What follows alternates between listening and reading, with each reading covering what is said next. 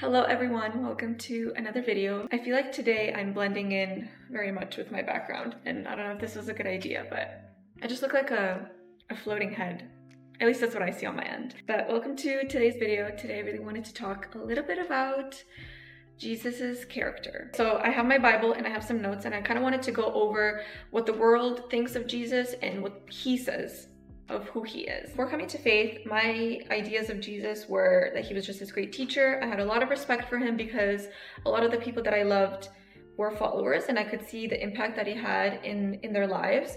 So I just thought he was a great teacher. He had some great life lessons, morals. If he wrote a self-help book, I'm sure I probably would have bought it. The world now versus the world at that time looks very, very different. So I wanted to make a list of what people back then thought of Jesus and what people nowadays think of Jesus.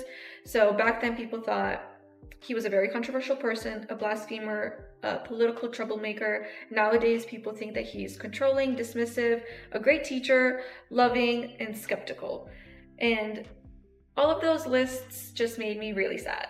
In the 89 chapters of the Gospels, and this is just the first 4 books, so not the whole New Testament, in those 89 chapters, we learn so much about Jesus's life, his mission, his miracles, so many beautiful things about him, and there's only one time where he himself mentions his heart. And so we're going to be in Matthew 11:29, where he says, "For I am gentle and lowly in heart, and you will find rest for your souls." Okay, we're going to get nerdy for a little bit. I have some notes in front of me, so I wanted to go over some Greek translations, and nobody come for my Greek pronunciations of things. I don't want to hear it. So the Greek word for gentle is praus, which means mild and meek, but it does not mean weak, and it actually implies a lot of great strength under control. Now the Greek word for lowly is tapeinos, which means humble or low in status. And I think of these words very often because to me, gentle before was somebody that's really weak. If you're gentle, you're just a little soft for my liking. But God himself describes himself as gentle, so who am I to define it in any other way besides the way he defines it as meek and submissive and gentle. And similarly for the word lowly, when you're low in rank or when you're looking to somebody else for direction, it feels so negative, but what a beautiful thing it is to be that. So Jesus came down and we think of him as this great teacher, and he's so influential, and he was like high in the ranks, but he was actually last. He put himself last. He was a servant before anything else. He looked to the Father for direction always. And I think that that's something that we can also take in for our lives nowadays, because at least for me, I tend to get very prideful and my ego gets in the way, and I want to be first, and I want to lead, and I want to do all these things because there's so much power in that.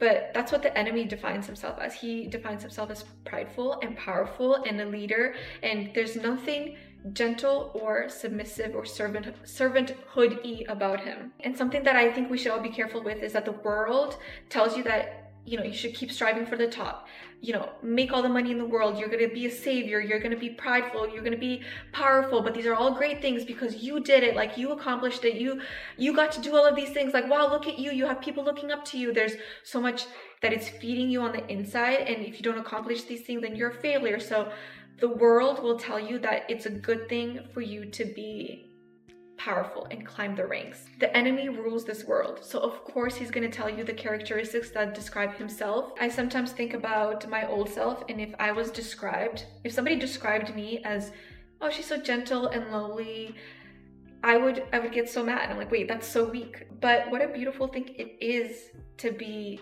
low in rank and be a servant and serve your brothers and sisters and just hear God's voice and being like, daughter or son, thank you for serving my people. Thank you for serving your brothers and sisters. Thank you for having such a gentle heart. Thank you for putting yourself last and those around you first. And that's what Jesus is. He's gentle and loving, and he came to serve the Father, and that's a great example of how we should be. We should keep serving the Lord our God, and we should strive to be not of the world and hush those little voices in our head and the whispers, because there's nothing fulfilling that comes of the world.